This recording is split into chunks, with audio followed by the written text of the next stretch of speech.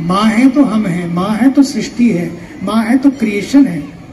इसलिए माँ के उपकारों का, माँ के विचारों का, माँ के संस्कारों का कोई ऋण नहीं चुका सकता। इसलिए कुछ भी कर सकते हैं आप, तो एक काम करें, कम से कम माँ से मैं जोर से नहीं बोलूंगा, थोड़ा और प्यार से बोलूंगा, गुस्से नहीं होऊंगा, मैं इज्जत करूंगा अपनी माँ की। ये तो कर ही सकते हैं कम से कम। माँ ने जो किया है, जिस दिन पता लग जाएगा ना कि 9 महीने जब पेट में रखा, फिर जब बाहर आते हैं रात रात नींद नहीं आती है, अपने पैर मारते रहे, वो हमको अपने पेट के पास सुलाती रही, पेट में भी रखा और पेट के बाद में भी।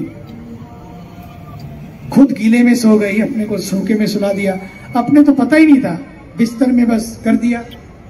वहां कहाँ होता है कि बाथरूम जाएंगे, वही बाथरूम हो गया, लेकिन वो उसमें गीले बिस्तर में सो गई ताकि नींद ना खराब हो तुम्हारी। और आज अगर एक बार माँ बोल दे बेटा, बोले मेरी नींद मत खराब करो, बोलती रहती है। ऐसे बच्चे कई बार बोलते हैं, माँ बाप बड़े दुखी हो जाते हैं, हम लोग के पास आते हैं, बात करते हैं, बताते हैं। इसलिए हमारे यहाँ मातृदेवो भव, वेदों से लेकर आज तक के विचारों तक जितने वैचारिक हैं, उन सब ने भी कहा है कि सचमुच माँ देवता के समान है। मातृदेवो भव, ये वेद ने कहा। और साथ ही साथ भगवान राम का जीवन देखिए ना, लंका में इतनी विजय प्राप्त की, क्योंकि अब विजय का ही शंखनाद बज रहा है आजकल। भारत ने भी करके दिखा दिया, नहीं 9 मिनट 25 मिनट और अंतिम वाला वार तो होता है 1 मिनट में 9 ठिकाने तबाह, 1 मिनट में 9 ठिकाने तबाह कर दिया आतंकियों के, सच में। और मैं आज याद करता हूं हमारे अब्दुल कलाम साहब को भी, ये उन्हीं की बनाई हुई मिसाइलें हैं।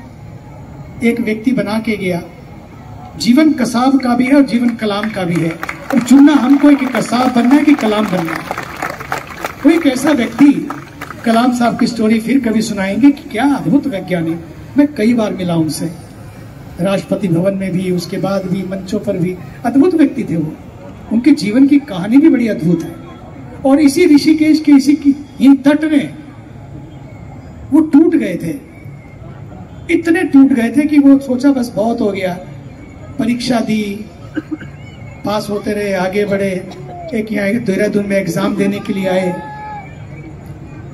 लेकिन नहीं नंबर आ पाया, गरीब थे, फिर भी पढ़ाई की। यहीं बैठकर सामने वाले घाट के ऊपर ही सोचा कि बस बहुत हो गया, चलो खत्म करो लीला। ऐसा लोग सोचते हैं कई बार, लेकिन ये कोई जीवन का समाधान नहीं है। संत का आशीर्वाद मिला, और संत के आशीर्वाद मिलने के बाद बेटा क्या हुआ, उदास क्यों हो उदास। सारी कहानी सुनाई, उन्होंने कहा कि शायद भगवान तुमसे कुछ बड़ा कराना चाहते हैं। एक द्वार बंद होता है तो 100 द्वार खुलते हैं, घबराओ मत, जाओ दिल्ली जाओ और शुरुआत करो। यहाँ से वो निकले इसी गंगा के तट से, एक छोटी सी नौकरी की 300 रुपए की। सोचो आप, जो इस देश के राष्ट्रपति बने। आज उनके द्वारा बनाई गई मिसाइलों ने फिर धीरे धीरे आगे बढ़े। मैं पूरी कहानी में भी नहीं जाऊंगा, और आगे बढ़े। पर बच्चों को अपने देश के हीरोज की कहानियां बतानी चाहिए। नाम उन्होंने भी रखा अपनी मिसाइल का, गौरी रखा, गजनबी रखा, आदिल रखा, अब्दुल रखा, पता नहीं क्या क्या रखा, लेकिन अपने उन्होंने अग्नि रखा, नाग रखा, त्रिशूल रखा। और एक एक मिसाइल ने ऐसा ऐसा ठिकाना लगाया, और कुछ ने तो ऐसा किया कि जितने द्रोण छोड़े उन सबको उनके द्वार पे वापस पहुंचा दिया। अगर 48 घंटे और लगते ना, कुछ का कुछ हो जाता, लेकिन कुछ होगा। लगता है कई बार 48 घंटे और चल जाता, कुछ का कुछ हो जाता। लेकिन भारत शांति में विश्वास करता है, कुछ होगा जो सोचा होगा कि ठीक है। जब ऐसा लगा कि बहुत हो गया, अटैक किया, वो भी हमारी शक्ति पर, कि नियतों पर, वो भी धर्म पूछकर, कलमा पढ़ाकर। नहीं पढ़ सकते तो जाओ। और सिंदूर नाम ही मुझे लगता है इसलिए रखा ताकि इस देश की हर नारी का सिंदूर बचा रहे, ये गरिमा बची रहे, हर नारी को रहे कि हम कोई और किसी नारी का सिंदूर नहीं दूर होने दिया जाएगा।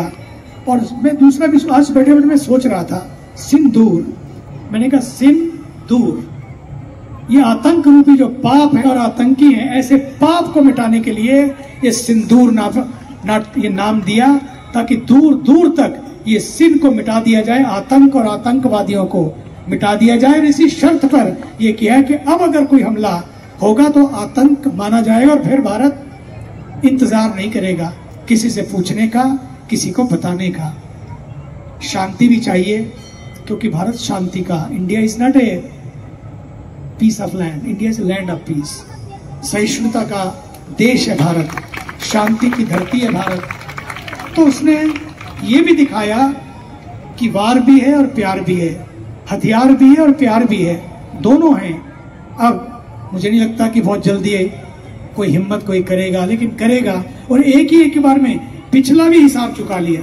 जो आतंकी थे, हाफिज जैसे, पता नहीं अजहर जैसे, जो अजगर बन गए थे, उनके परिवारों को भी नष्ट किया हमारे देश की सेना ने।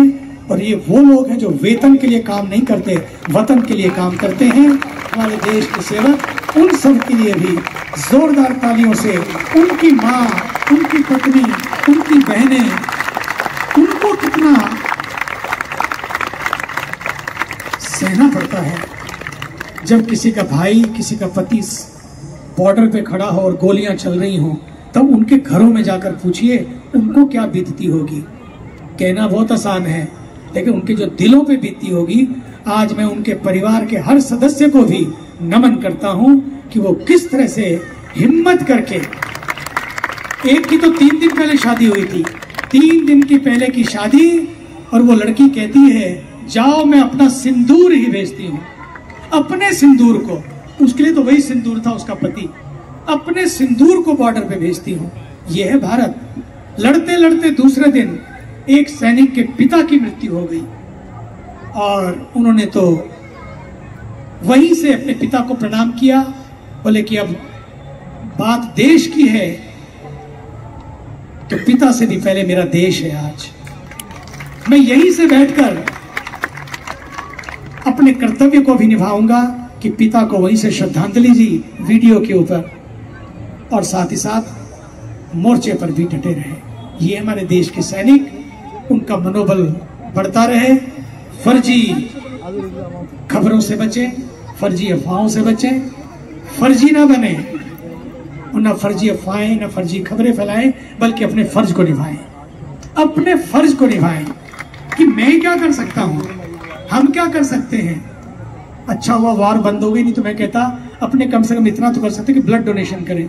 पता नहीं किसी का खून गिरेगा तो कम से कम हम अपना एक खून का दान, रक्त दान करके उन सब के लिए, ताकि चोट लगेगी तो उनके लिए हमारा रक्त तैयार रहेगा। वो अपना रक्त बहा रहे हैं तो कम से कम अपना रक्त तो दे सकते हैं, ये हम कर सकते हैं। आइए, आज नृसिंह जयंती भी है। जब संकट का सामना हो, आधा नर और आधा सिंह, हर नर को सिंह बनने की जरूरत है, नरसिंह बनने की जरूरत है। जब भी संकट आए, और फिर उनका भी नाश हुआ क्यों? हिरण्यकशिपु ने अहंकार का प्रतीक, और नरसिंह भगवान ने उसका भी नाश किया। जब अहंकार मनुष्य पे बढ़ता है तो क्या होता है? बुद्धि नष्ट हो जाती है। जब बुद्धि नष्ट होती है तो व्यक्ति कुछ भी करने लगता है, और जब ऐसा होता है तो फिर कोई दैवीय शक्ति आती है, अहंकार को नष्ट करती है और भक्ति की शक्ति की स्थापना करती है। और अपने जीवन में प्रहलाद जैसी भक्ति, प्रहलाद जैसा जीवन, प्रहलाद का भाव प्रकट हो सके। आज नृसिंह जयंती के अवसर पर भगवान नृसिंह को भी प्रणाम करते हुए आइए हम आरती की शुरुआत करें।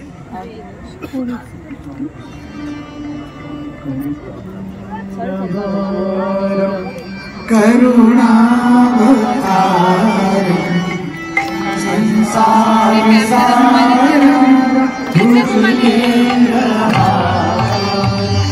सदा संतम हृदय